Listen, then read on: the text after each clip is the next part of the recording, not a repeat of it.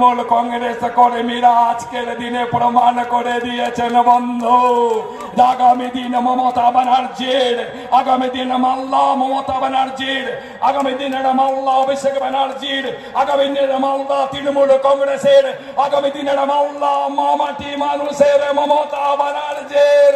আজকে রৌদ্রকে অপেক্ষা করে, বৃষ্টিকে অপেক্ষা করে হাজারো হাজারো মানুষ আজকে ইংলিশ বাজারের টাউনে পায়ে পা মিলিয়ে হেঁটেছেন, বুক চিতিয়ে মাথা উঁচু করে বলেছেন, এই বিজেপি বাংলায় তোমার স্থান নেই, এই বিজেপির দালাল কংগ্রেস মালদায় তোমার কোনো স্থান নেই।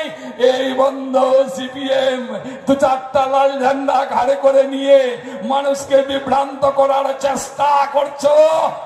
পশ্চিমবঙ্গে মালদায় তোমার কোনো স্থান নেই। আপনাদের সামনে শুধু অনুরোধ করব বন্ধু, আমরা বিধায়ক বিধানসভায় থাকছে, এটা পাগলকে দেখতে পাচ্ছি আমরা বিধানসভায় পাগলামি করছে বন্ধু। পশ্চিমবঙ্গের সাথে সাথে মালদার সর্বস্তরের মানুষকে তার বিরুদ্ধে রুখে দাঁড়ানোর জন্য আহ্বান করব। পাগলের মতো সে আওয়াজ তুলছে, কখনো বিধানসভার ভিতরে ঢুকে গান গাইছে, কখনো বিধানসভার বাইরে এসে কাঁদছে, কখনো হা হা করে হাসছে। একটা মানুষ সম্পূর্ণরূপে পাগল হয়ে গেলে এই রকমের বিকৃতি মস্তক মানুষ এই কাজ করতে পারে। আমরা দেখছি বিজেপি বিরোধী দলনেতা তিনি পাগলের প্রলাপ বকছেন। আমরা গ্রামের মানুষ জানি, যখন কোন হাতি পাগল হয়ে যায় সে হাতিকে শিকল দিয়ে বাঁধা হয়, শিকল দিয়ে তার হাত তার পা বেঁধে গ্রামের সমস্ত মানুষের কাটতে হয়ে তাকে পাগলাগারতে পাঠানো হয়। শুভেন্দু অধিকারীকে তৃণমূল কংগ্রেস কর্মীরা, সাধারণ মানুষেরা তারা হাত পা শিকল দিয়ে বেঁধে রাখতে হবে।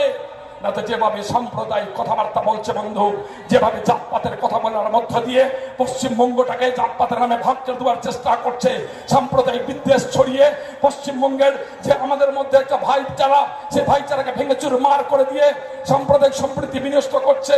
তারা বলছে আজকে পশ্চিমবঙ্গের বিভিন্ন জায়গায় সাম্প্রদায়িক হানাহানি হচ্ছে। হ্যাঁ, সাম্প্রদায়িক হানাহানি হচ্ছে।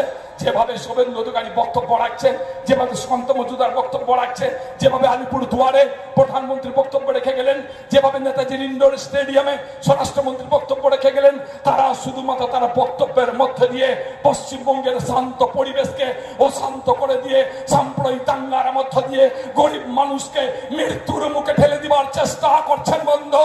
জেগে উঠতে হবে মালদার মানুষকে, মালদা থেকে আওয়াজ তুলতে হবে।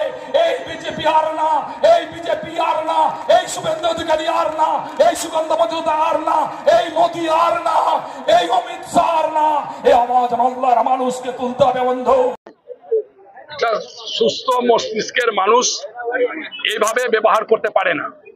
বিধানসভায় গিয়ে কখনো উচ্ছৃঙ্খল মানসিকতা, যেগুলো পাগল যেরকম করে সেরকম করে, মমতা ব্যানার্জি যেগুলো সম্মানীয় মুখ্যমন্ত্রী, তাকে আমরা মোদীকে গাল দিই না, অকথ্য ভাষা বলি না, কিন্তু সে বিধানসভায় দাঁড়িয়ে মমতা ব্যানার্জিকে অকথ্য ভাষা গালাগাল করে, বাইরে এসে গান ধরে তোমার তো বিদায় হবে বাবা, বলছে একবার বিদায় দেও মা, মানে কি বলছে যেন ফিরে আসি না চলে যায়, এরকম কি গান চাইছে। তারপরে আবার কোথাও কোথাও অট্ট হাসি হা করে হাসছে। এগুলো পাগলের নাতে কে করে?